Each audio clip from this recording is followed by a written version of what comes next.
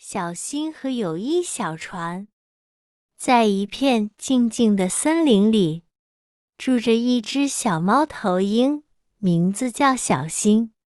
小新最喜欢在星空下飞行，也喜欢和朋友们一起玩耍。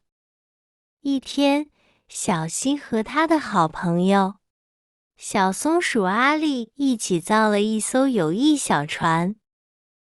他们用树叶当船帆，树枝当船身，还在上面画了笑脸。他们说好，这艘小船代表他们的友谊，要一起守护它。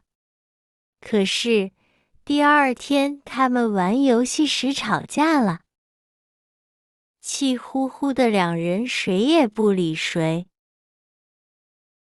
小新说阿力太贪心，把最多的果子都拿走。阿力则觉得小新总是爱指挥。就在他们冷战的时候，一阵风把小船吹翻，飘进小溪里，啪嗒一声沉下去了。小新看着小船消失，心里酸酸的。啊，我们的友谊小船被打翻了。阿力也低下头，小声说：“我本来只是想多留几个果子给冬天。”沉默了一会儿，小新拍拍翅膀飞到阿力身边，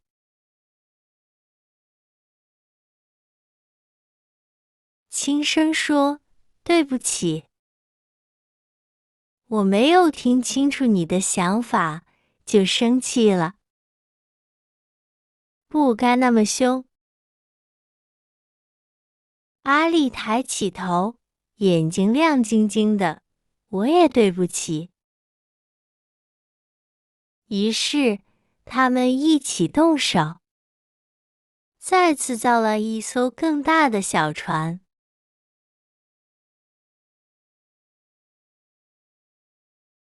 这次，他们不只画了笑脸，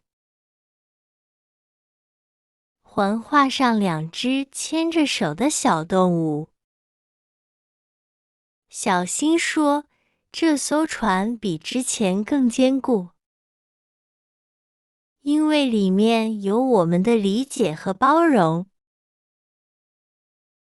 从那以后，小新和阿力明白了，友谊小船有时会打翻，但只要愿意修补，它就会变得更强大。故事寓意：朋友之间难免有争吵，